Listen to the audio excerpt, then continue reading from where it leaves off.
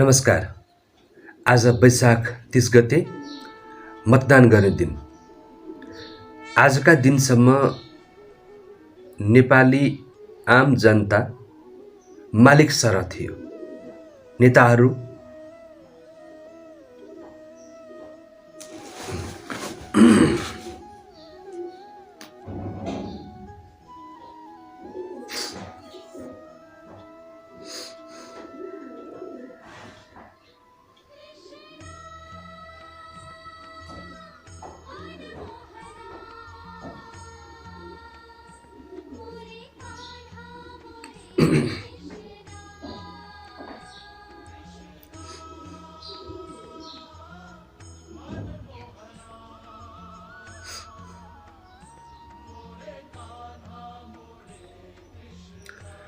नमस्कार। आज वैशाख 30 गते मतदान गर्ने दिन। आजका दिनसम्म तपाईँ र म देशको निम्ति एकदमै महत्त्वपूर्ण। वास्तवमै प्रत्येक नागरिक देशको निम्ति महत्त्वपूर्ण हुन्छ। तर आजसम्म हामी किन महत्त्वपूर्ण भएका नेताको निम्ति भने किनभने हाम्रो एक भोटले उनीहरूलाई विजय प्राप्त गराउनमा सहयोग गर्छ। त्यसकारणले गर्दा यो मतदान नगरेसम्म हाम्रो घरमा हामीलाई भेट्न आइरहन्छन् र मतदान गरेर जित्ने बित्तिकै अनि हामीले उनीहरूलाई भेट्न गइरहनु पर्ने अवस्था पनि आउन सक्छ। यो वर्षौंदेखि आइरहेको छ। हाम्रो देशमा यो काम वर्षौंदेखि भइरहेको छ। एकपटक विचार गरौँ मित्र। नेपालले भूकम्प देख्यो, नेपालले कोरोनाको महामारी देख्यो। त्यस्तो अवस्थामा जुन बेलामा आम नागरिकलाई विभिन्न ठाउँको आआफ्ना क्षेत्रका नेताहरूको साथ चाहिन्थ्यो, घाँसपास कपासको निम्ति सहयोग चाहिन्थ्यो, त्यति बेलामा कहाँ लुकेका थिए? कसैको सहयोग प्राप्त भयो? भएन नि।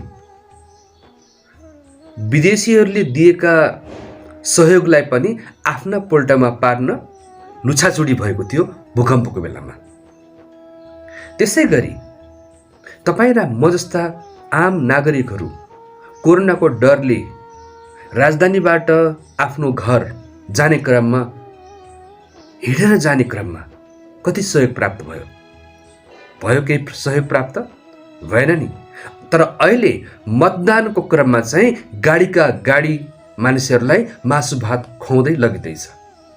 हेर्नुहोस् त, आफूलाई परेको बेलामा चाहिँ आफ्नो स्वार्थको निम्ति चाहिँ जनतालाई प्रयोग गर्न सकिने, तर जनतालाई वास्तवमै दुःख र पीडा भएको बेलामा कुनै सहयोगको साथै छैन।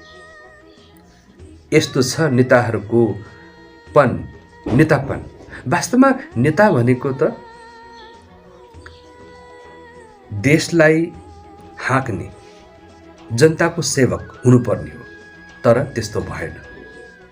त्यस्तो अहिलेसम्म देखिएको हाम्रो देशमा छैन। त्यसकारण हाम्रो देश विकसित नहुनुको कारण यस्तै खालका नेताहरू भएको कारणले गर्दा हो। राणा शासन आयो, राजाको शासन आयो, अब जनताको शासनमा पनि केही भिन्नता छैन। किनभने प्रवृत्ति एउटै छ, सोच एउटै छ, विचार एउटै छ, व्यवहार एउटै छ। अनि देशले मुहार फेर्छ कहिले? म जस्तो र तपाईँ जस्तो नागरिक जहिले पनि त्यही दुःख कष्टमा छ। विकासका विभिन्न पूर्वाधारहरू, शिक्षामा विकास हुन सकेको छैन, स्वास्थ्यमा विकास हुनेको छैन, रोजगारमा पनि त्यस्तै छ, यातायातमा हेर्नुहोस् त, हाम्रो बाटो जुन नेपालभरिको जुन सडक हो, जुन बाटो हो, त्यो हेर्नुहोस् त कति दुःखदायी छ, कति दयनीय अवस्थामा छ। सञ्चारको क्षेत्रमा हेर्नुहोस्, बजारको मात्र हेर्नुहोस्, अब यहाँ बजारको कुरा गर्दाखेरि छिमेकी मुलुकबाट आएको खाद्यान्नलाई प्रवेश गराइन्छ, तर आफ्नै देशमा हाम्रै कृषक नेपाली दाजुभाइहरूले उब्जाउ गरेका खाद्यान्नलाई चाहिँ प्रोत्साहित गरिन्न, निरुत्साहित गरिन्छ। तपाईँले देख्नु भएको छ नि, हाम्रा कृषक दाजुभाइहरूले दुधलाई सडकमा फ्याँकेको, तरकारीहरूलाई फ्याँकिदिएको, डोजर लगाइदिएको, किनभने उनीहरूले बजार प्राप्त गर्न सकेन। तर दिनौँ लाखौँ करोडौँ रूपमा अर्को मुलुकबाट हाम्रो देशमा आउँछ। त्यहाँभित्र पनि ठुलो राजनीति छ। त यस्तो खालको छ हाम्रो राजनीति। हाम्रो देशमा निर्यात गर्न सकेनौँ, केवल आयात मात्रै भयो। अनि हाम्रो देशको पैसा बाहिर गयो। अनि देशको विकास कसरी हुन्छ? हाम्रो देश सुन्दरताले भरिपूर्ण एउटा स्वर्गको टुक्रा हो, तर खै पर्यटन क्षेत्रमा कस्तो विकास हुन सक्यो? हाम्रो अहिले 77 जिल्ला सुन्दरताले भरिपूर्ण छ। आफ्नै भौगोलिक बनावट र आफ्नै भौगोलिक विशेषता छ, तर पनि पर्यटनलाई प्रवर्धन गर्नमा भने खासै चासो देखेको छैन। यो पर्यटनले हाम्रो देशको निम्न स्तरलाई माथि उकास्न सक्थ्यो, तर त्यस्तो भिजन भएको नेताहरू आउन सकेन। हाम्रो देश परिवर्तन भएन, हाम्रो ओडा पनि परिवर्तन भएन।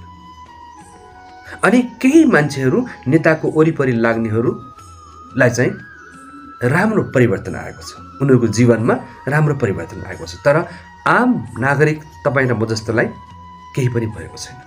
जुनसुकै व्यवस्था आए पनि केही पनि भएको छैन। त किन? के यसमा नेता मात्रै दोषी हो कि हामी पनि दोषी हो?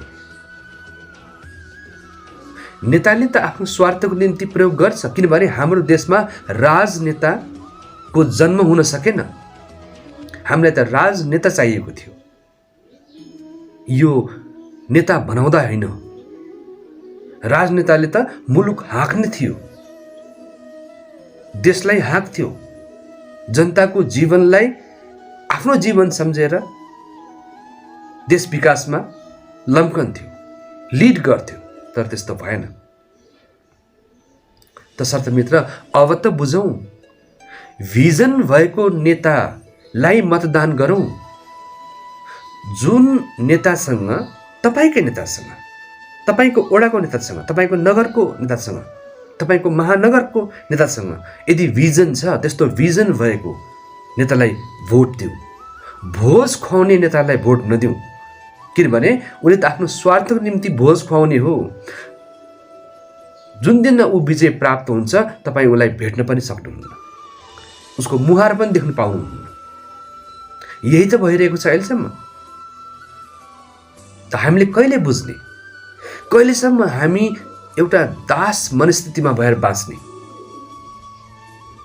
हाम्रो पनि त आफ्नो पहिचान छ नि।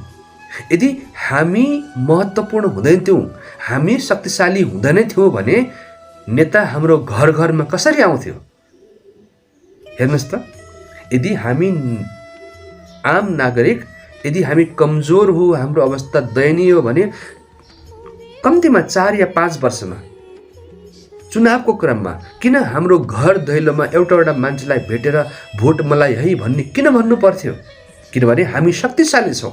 हाम्रो एक भोटले उसको गद्दी सिंहासनलाई पल्टाइदिन्छ र असल नेतालाई गद्दीमा सिंहासनमा राखिदिन्छ। त त्यति शक्तिशाली छ हामी आम नागरिक। त हामीले आफ्नो एक भोटको महत्त्व कहिले बुझ्ने? त्यस कारणले अझै पनि समय छ, अहिले पनि मतदान भएको छैन। सोच्नुहोस्, बेलैमा सोच्नुहोस्। अहिले तपाईँको सोच्नुभयो भने, तपाईँले सही नेता चुन्नुभयो भने तपाईँका आगामी दिनहरू, आगामी वर्षहरू सुखद रहनेछन् र देशले, तपाईँको ओडाले मुहार फेर्नेछ। होइन भने तपाईँ त्यस्तै मासु भातमा, त्यही रक्सीमा, है, त्यही पेट्रोलमा र केही स्वार्थमा, केही नगदमा यदि आफ्नो अस्मितालाई, आफ्नो विचारलाई यदि बेच्नुहुन्छ भने यही काम फेरि 4-5 वर्ष फेरि पछि दोहोरिनेछ र यही दोहोरिँदै आइरहेको छ हाम्रो देशमा। त्यस कारणले यो सब गलत हो, यो पाप हो, यो अधर्म हो। धर्मको राजनीति गर्ने मानिसलाई तपाईँ र मैले चुन्नुपर्छ, अधर्मको राजनीति गर्नेलाई होइन, गुण्डागर्दीको राजनीति गर्नलाई होइन। शिक्षित र असल नेतालाई रोज्नुहोस्। हेर्नुहोस् त, संसारभरि हाम्रै छिमेकी मुलुकमा पनि त्यस्तो कल्पनै नगर्न सकिने, विश्वासै नगर्ने किसिमको विकास त भएको छ नि। त्यहाँ पनि भ्रष्टाचार भएको छ, नभएको होइन। तर हाम्रो त केवल भ्रष्टाचार मात्रै, सुशासन शून्य, रोजगारी शून्य, महिलालाई उत्थान गर्ने क्रम शून्य, पर्यटनको प्रवर्धन शून्य, स्वास्थ्यलाई राष्ट्रले हाँक्नुपर्ने शून्य। केवल सम्पूर्ण कुराहरू निजीकरण भइरहेको छ। हेर्नुहोस् त, अनि महँगी हेर्नुहोस् त, महँगीले त खाइसक्यो हामी जनतालाई। हामी सामान्य मान्छेलाई त बिहान बेलुकाको छाक टार्न पनि गाह्रो भइसक्यो। भनेपछि हामीले कहिले बुझ्ने यो दुःख र पीडा? अहिले यो चुनावको केही महिनामा बाँडेको पैसाको उनीहरूले कति निकाल्छन् आफू सत्तामा आउने बित्तिकै, आफू त्यो कुर्सीमा प्राप्त गर्ने बित्तिकै। थोरै हाम्रो खाद्यान्न कुरामा थोरै महँगी गर्ने बित्तिकै उनलाई करोडौँ रुपियाँ आउँछ। त्यस कारणले यो मेरो साथी, यो मेरो टोलको मान्छे, यो मेरो छिमेकको मान्छे, मैले भोट हाल्नु पर्यो भन्ने त्यस्ता कुविचारबाट माथि उठ्नुहोस् र भोट त्यस्तो व्यक्तिलाई दिनुहोस् जसले वास्तवमै तपाईँको ठाउँको मुहार परिवर्तन गर्न सक्छ। विकास प्रेमी छ, उसँग भिजन छ र त्यो भिजनले नै देश हाँक्ने हो, ओडा हाँक्ने हो। धेरै ढिलो भइसकेको छ। हामीले कहिले बुझ्नु पर्थ्यो तर अहिलेसम्म बुझ्न सकेनौँ, अथवा बुझेर पनि हामीले बुझ पछायौँ। अब त बुझौँ। मतदान गर्ने घडी अब केही घण्टामा सुरु हुँदैछ, अथवा यो भिडियो अपलोड हुँदाखेरि सुरु भइसकेको पनि हुन सक्दछ। त्यस कारणले कृपया विचार गरौँ। अहिले तपाईले गरेको एउटा निर्णयले गर्दा तपाईँ पछि पस्ताउनु नपरोस्। फुर्सदको समयमा तपाईले आफूलाई धिक्कार्नु नपरोस्, किनभने तपाईले गलत मान्छेलाई रोज्नु भएको छ भन्ने तपाईलाई त्यो महसुस नहोस् र तपाईले 4 या 5 वर्षसम्म गाली गर्नु नपरोस्। त्यसकारणले समय अझै छ, अझै पनि समय छ। त्यो कसलाई विजय गराउने, कस्तो मान्छेलाई विजय गराउने भन्ने त्यो उत्तर तपाईको मुठीमा छ, तपाईको विचारमा छ। यदि तपाईले गलत मान्छेलाई रोजिरहनु भएको छ भने अझै पनि समय छ आफूलाई करेक्सन गर्ने र सही मान्छेलाई भोट हाल्ने। एकपटक गरी त हेर्नुहोस्। यो चुनावमा नेता विजय होइन, तपाईँ विजय हुनुपर्छ।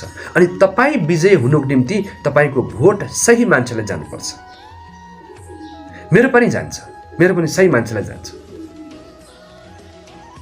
र जित्ने तपाईँले हो, नेताले होइन। किनभने तपाईँले गर्दा नै ऊ जित्ने हो। त्यस कारणले तपाईँको विचार, तपाईँको आदर्श, तपाईँको सिद्धान्त, तपाईँको सोच, तर तपाईँको व्यवहार, राजनीतिक संस्कार भएको मान्छेलाई मात्र भोट दिनु होला। किनभने राजनीतिक संस्कार त नेतामा देख्नु भएको छ? कुनै नेतामा राजनीतिक संस्कार देख्नु भएको छ? कुनै नेतामा धर्मको राजनीति गरेको देख्नु भएको छ? अनि तपाईले कहिले रोज्ने हो असल नेता? सुशासनलाई आफ्नो पहिलो उद्देश्य राखेर चल्ने नेता कहिले खोज्ने? त्यही भएर आउनुहोस्, सही मान्छेलाई भोट गरौँ, सही मान्छेलाई विजय गराउँ। सही मान्छेलाई विजय गराउनु भयो भने तपाईँ पनि विजय हुन्छ, म पनि विजय हुन्छ, देश पनि विजय हुन्छ। हस्, आजलाई यति। धन्यवाद। नमस्कार। Be victorious in this election.